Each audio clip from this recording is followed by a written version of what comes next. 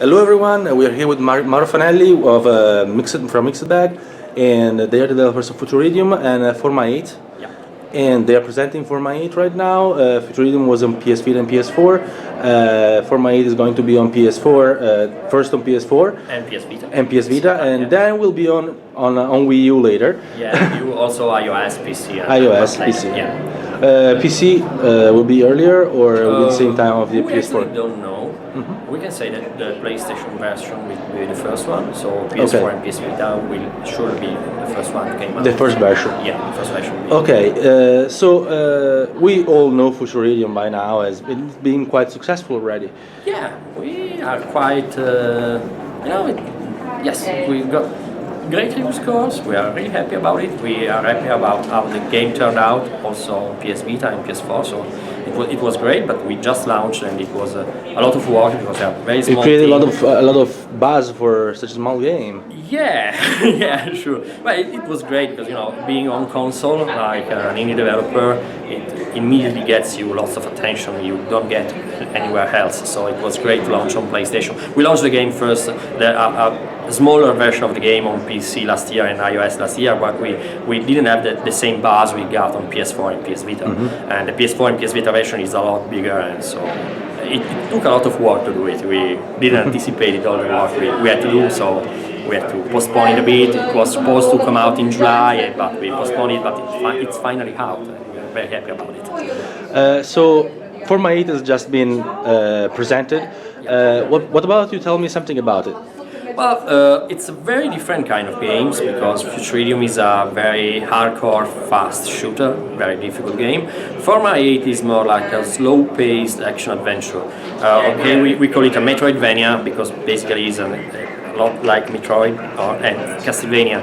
So the idea is you progress in a world that it's a very big world and it's a single very big map, so you can always come back to the beginning and discover new stuff. Basically you progress by unlocking new power-ups, so very, very Metroid. The game is about a little space probe, a little robot that is on a mission on an alien planet. It basically gets dropped down by a giant ship that's orbiting this planet with other little probes like him, and the idea is they have to recover a power source that is on the planet to get some energy back to the main ship and progress the voyage they are on.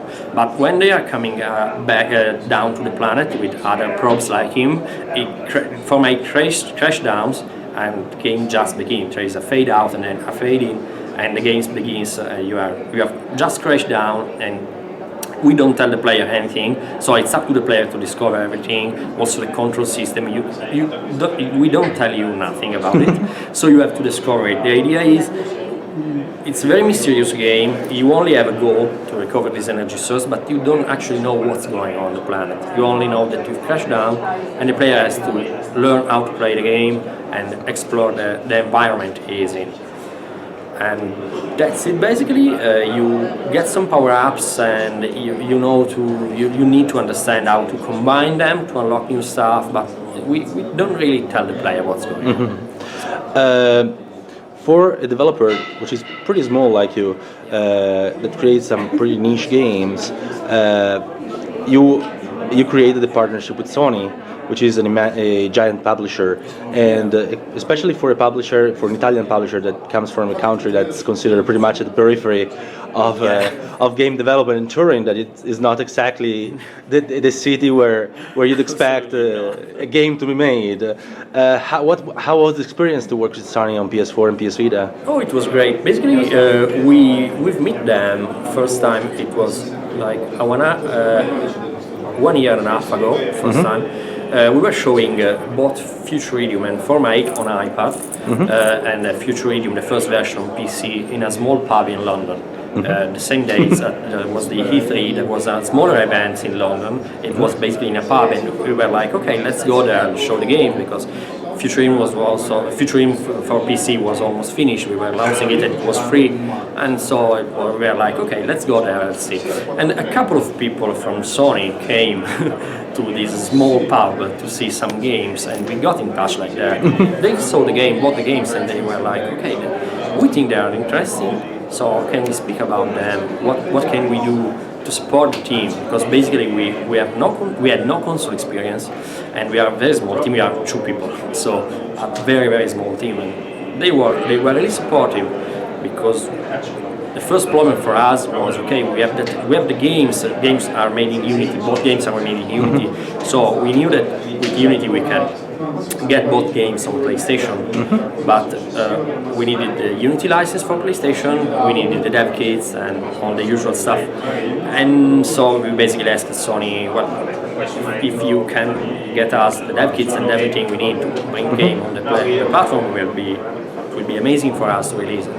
They basically gave us what we asked for, and they were really supporting all the procedure, because releasing on console you need to sign a lot of papers. It's really different than releasing on PC. It's a totally different world. So certification. Yeah, with the submission, TRC, and Q&A, and well. Do they do the Q&A by themselves, or you do them? You do them before and then you send them to them? Well, actually, Sony has to approve the game, so you send them game and they approve that. Okay. So there is some steps to take, but it needs to be approved by Sony before you can sell it. Of course. So obviously we send the game and we receive some feedbacks, and then we have to submit multiple times until it's done. So, well, support was great. I mean, we worked really well with them. So, from the start, since the release of the game. I'm going to ask you one last question. Yeah, sure. You're an indie developer that works a lot on Unity. Yeah, absolutely. There has been a lot of buzz about the John Riccitello of becoming the CEO of Unity. What do you think of that? Because I think there has been even some a bit unfair criticism of him. And what do you think of that? Actually, I was one of the first Unity customers in the world, because I bought my first license of Unity in 2K5. So Unity basically was just launched when it was only a Mac editor in the beginning. And I was one of the first guy to purchase the license because I liked it a lot. And I personally, David Helgeson of Unity was the ones who brought me the invoice, because there were like 5 people. So I think I have that receipt back in the office somewhere. The fact is, I think they are changing gears right now. So. They are growing. They've grown very fast in the last couple of years. And maybe I think things were getting out of hand for Helgeson, only for the guy that were managing it, and they needed expert CEO for the company. So I don't really have fear about it. It's lots of time on the internet, you create overreact. Lots of reaction about basically you don't know what's really going on. So just because John Riccitello was CEO of Electronic Arts, lots of guys are like, no, Electronic Arts is a bad company, but it doesn't work like that, you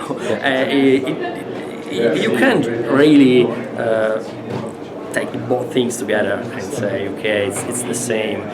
Let's see what they are doing and where they are heading. So let's give them a couple of years, 1 year, just to see how things are evolving. It's not necessarily for the bad.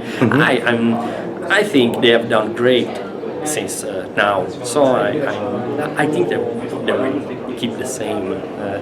Basically, they don't need to change anything right now. I think only deploy a more platform and evolve the business a bit. But I'm quite positive about it. Thank you very much. Thank you.